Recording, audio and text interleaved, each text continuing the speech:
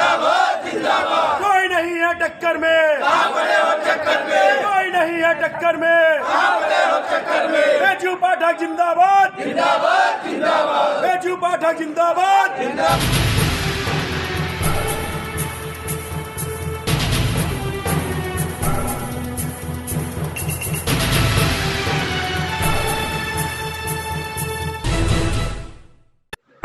साथियों नमस्कार, आप देख रहे हैं न्यूज आप तक। मैं हूं रामकरण सिंह। आज मैं नगर पंचायत हैदरगढ़ के बीच हूं और मेरे साथ हैं भानु पाठक जी, जो निर्दलीय प्रत्याशी के रूप में चुनाव लड़ रहे हैं। और मैं इनसे जानने का प्रयास करूंगा कि वास्तव में आपने चुनाव लड़ने का इरादा कैसे बनाया। भाई साहब, चुनाव लड़ने का रास्ता या विचार बनाए नहीं जाते हैं। ये पब्लिक की इच्छा से, जनता जनार्दन की इच्छा से वही सब लोग कहते हैं और बोलते हैं कि आप इस योग्य हैं, आप समाज सेवी हैं और समाज सेवा करते आ रहे हैं और आपको कुछ मजबूत किया जाए, ये पद दिया जाए कि आप और अच्छी तरीके से सेवा कर सकें। इसलिए जनता जनार्दन के कहने पर हमने ये विचार किया और मूड बनाया है कि हम हैदरगढ़ नगर अध्यक्ष पद का चुनाव लड़ेंगे और जनता चाहेगी जिताएगी और ज़रूर जिताएगी। हमारे हाथ मजबूत करेगी तो हम उनके सेवा में कोई कमी नहीं छोड़ेंगे, हर सेवा के लिए तत्पर प्रयास करेंगे। नहीं, मुझे जानकारी जो प्राप्त हुई है उसके अनुसार भारतीय जनता पार्टी के द्वारा आपको टिकट दिया नहीं गया और आपका विचार है कि जनता आपके साथ है, इसलिए आप चुनाव लड़ रहे हैं। तो हो सकता है जो सत्ता है अर्थात भारतीय जनता पार्टी आपकी सदस्यता को निरस्त कर दे। ये आपके साथ कदम उठाया जा सकता है, आप इस बारे में क्या कहेंगे? हमारी सदस्यता निरस्त करने का अधिकार है उनको, अगर है तो कर सकते हैं, करें।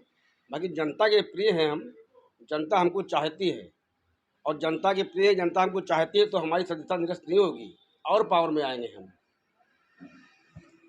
चलिए, बहुत अच्छी बात है। और मुझे जानकारी प्राप्त हुई है कि जिला कार्यकारिणी द्वारा आप पर दबाव भी डाला गया, किंतु आपने उस बारे में क्या निर्णय लिया? देखिए, उसके बारे में दबाव डालने के लिए कोई मतलब ही नहीं होता है, इसलिए दबाव पे हम आने वाले नहीं हैं। इसलिए कि हम अकेले सिर्फ निर्णय नहीं ले सकते हैं, हम जनता के बीच में हैं। जनता चाहती है, मेरे मित्र चाहते हैं, पूरा हैदरगढ़ चाहता है कि आप चुनाव लड़ें और जीतें और इस योग्य हैं आप, इसलिए मैं मैदान में हूँ, दबाव में आने वाला नहीं हूँ। चलिए, जीत और हार तो भविष्य के गर्त में है, लेकिन यदि ये जो जनता है ये दिख रही है, जनता का जो आपका स्नेह है वो भी यहाँ पर जो लोग बैठे हैं उनसे एहसास हो रहा है कि लोग काफ़ी आपका समर्थन करें, आपके साथ हैं। तो यदि आप चुनाव जीते हैं तो हैदरगढ़ के उत्तरोत्तर विकास में आपकी भूमिका क्या होगी? हम चुनाव जीतते हैं तो आपने हैदरगढ़ के विकास के लिए जो आप पूछ रहे हैं उसको समय बताएगा और पब्लिक यही सोच साथ हमारे साथ आगे बढ़ रही है कि जो भी कार्य इनके द्वारा होगा सही होगा।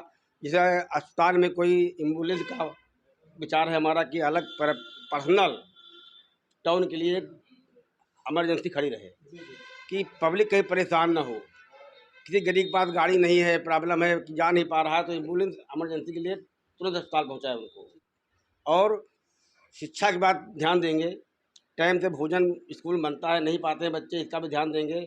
सही खाना, सही पोषण हो, यही सब विचार। जो सफाई है नाले की और रोड की, बिजली पानी, ये देखना हमारा कर्तव्य। पब्लिक खुश रहे, उसी में मैं खुश रहूँगा। देखिए पाठक जी, मैं लगातार कई दिनों से कवरेज कर रहा हूँ और मैंने आपके ब्रह्मनान वार्ड का भी सर्वे किया, जहाँ पर कई जगह पर मैं जब अंदर गया तो वहाँ पर हमें कई दिक्कतें दिखाई पड़ी। चूँकि वो जनता की दिक्कतें हैं और मैं जनता से, जनता के प्रश्नों का उत्तर, जनता की राय ले रहा हूँ, इसलिए मैं एक आपसे रिक्वेस्ट करना चाहूँगा कि जहाँ से मैं निकला हूँ तमाम गलियाँ बहुत गंदी हैं, नाले बहुत गंदे हैं, लोगों को बड़ी परेशानी का सामना करना पड़ा। मुझे यहाँ तक लगा कि कहीं पर ऐसा स्थान नहीं है जहाँ पर लोग छोटा सा कोई अपना फंक्शन कर सके। तो इस बारे में यदि आप चुनाव जीते हैं तो जनता को क्या कहना चाहेंगे? जनता के सामने अपनी बात रखें ताकि जनता आपकी बात को कहने के लिए दोबारा फिर ना प्रयास करे। ये अच्छी बात है कि अगर हम उस योग्य बने, जब नगर अध्यक्ष बन गए, तो जनता के शादी विवाह के लिए, समारोह के लिए कोई अच्छा मैरिज हॉल या अच्छी व्यवस्था कि वहाँ पर 2-4-5 हज़ार आदमी की व्यवस्था हो सके और अपना कार्य जनता कर सके, इसकी व्यवस्था कराएंगे हम। चलिए, तो ये थे हमारे साथ बेचू भाई पाठक, जिन्होंने अपनी राय दी। जनता को विजय के बाद अच्छी उपलब्धियों के साथ, अच्छे विकास के साथ मिलने की बात भी कही, वादा भी किया। आप तक न्यूज़ से रामकरण सिंह।